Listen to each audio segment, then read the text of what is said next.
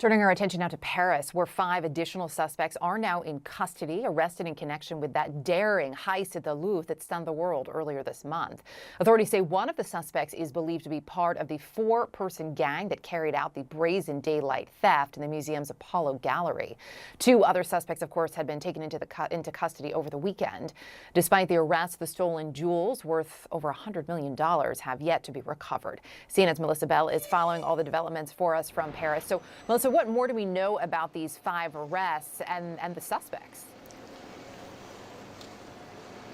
Well, as you say, we do understand that one of these latest 5 arrested is one of those who was here on that day. Of course, those 2 that had been arrested over the weekend, also part of that 4-man team, have now been placed under formal investigation. This was yesterday evening when we heard from the prosecutor a bit more about the investigation, a bit more about them.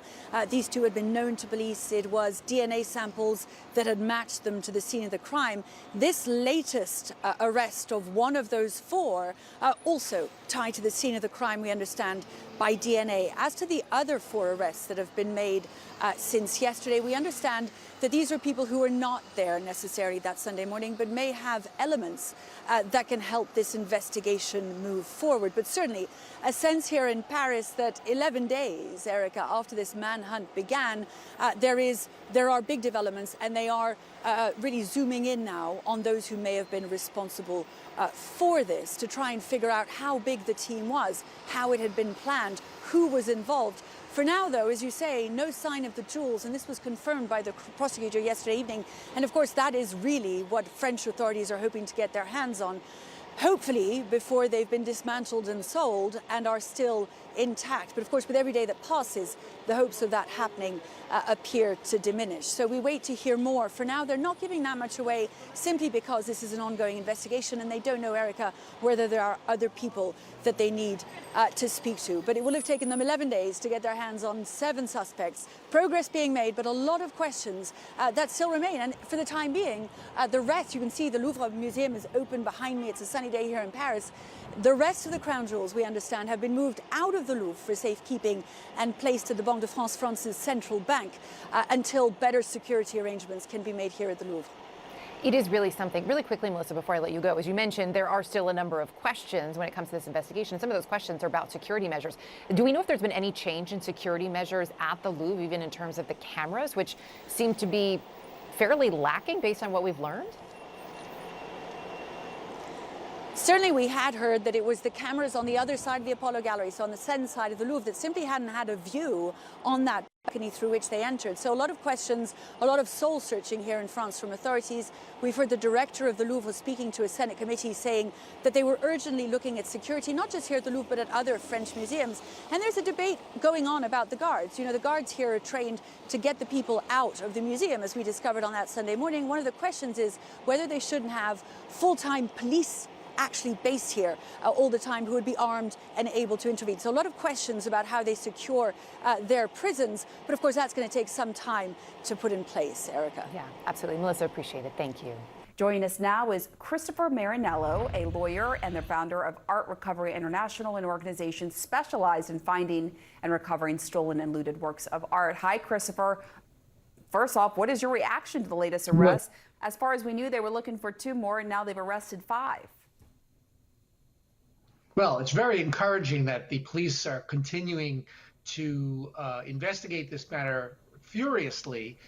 They understand that there's a race against time to recover the jewels before they have a chance to be broken up by the thieves or the thieves' associates.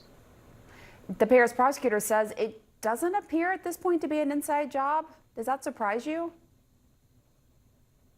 Well, most museum thefts do tend to have some sort of inside connection. But, you know, if you look at what took place here with the daylight robbery, the tools that they brought, there really was no need for an insider, if you ask me.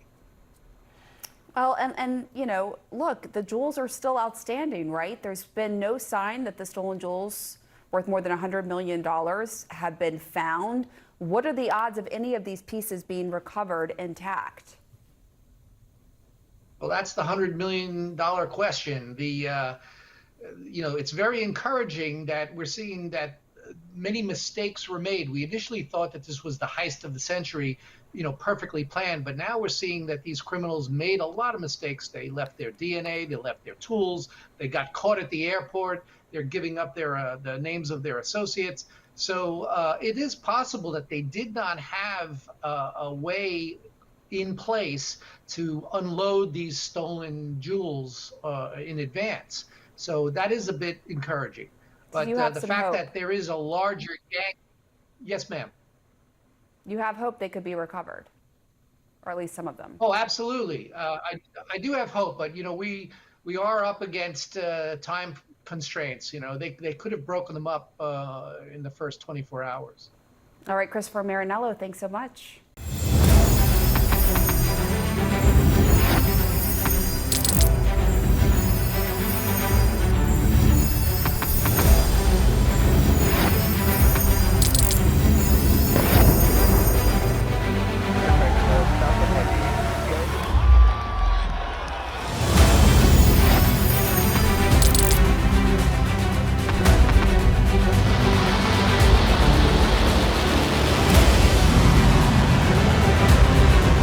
Been fighting so long and so hard that they don't know what the they're doing.